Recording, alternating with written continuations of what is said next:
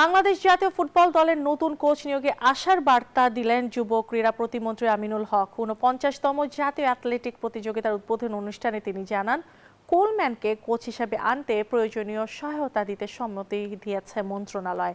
এখন তার এজেন্টের সঙ্গে চলছে চূড়ান্ত আলোচনা। দুই পক্ষের সমঝোতা হলে আসছে আনুষ্ঠানিক ঘোষণা। বাংলাদেশ জাতীয় ফুটবল দলের নতুন কোচ নিয়ে অবশেষে ইতিবাচক অগ্রগতির কথা জানিয়েছেন যুব ও ক্রীড়া মন্ত্রণালয়। ৪৯তম জাতীয় অ্যাথলেটিক প্রতিযোগিতার উদ্বোধনী অনুষ্ঠানে যুব ও ক্রীড়া প্রতিমন্ত্রী আমিনুল হক জানান, কোলম্যানকে বাংলাদেশের কোচ হিসেবে নিয়োগে মন্ত্রণালয়ের সম্মতি পাওয়া গেছে। সব মশার বিরুদ্ধে সুরক্ষা দিতে এলো বসুন্ধরা এক্সট্রিম অ্যারোসল। মশার বিরুদ্ধে এক্সট্রিম সুরক্ষা। আপনাদের 12টি রুম সংস্কার করা দরকার, এটা আমি করে দিব।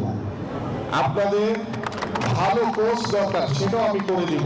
আপনাদের জিমনেশিয়াম দরকার, সেটাও আমি করে দিব, কিন্তু আমার রেজাল্ট দরকার। দীর্ঘদিন ধরেই জাতীয় দলের জন্য অভিজ্ঞ বিদেশি কোচ খুঁজছিল বাফুফে। সেই তালিকায় কোলম্যানের নাম সামনে আসার পর থেকেই ফুটবল অঙ্গনে তৈরি হয় ব্যাপক আলোচনা।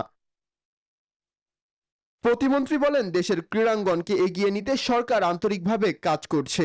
সব খেলায় কোচ ও সরঞ্জাম সংকট দূর করার উদ্যোগ নেওয়া হয়েছে। আমাদের যে কোলম্যান, তার বিষয়ে সার্বিকভাবে ইতিমধ্যে ফেডারেশন যে সহযোগিতা চেয়েছে, সেই সহযোগিতা প্রদান করার জন্য আমরা প্রস্তুত রয়েছি। নতুন কোচের নাম কবে ঘোষণা করবে বাফুফে, সেই অপেক্ষায় ফুটবল প্রেমীরা।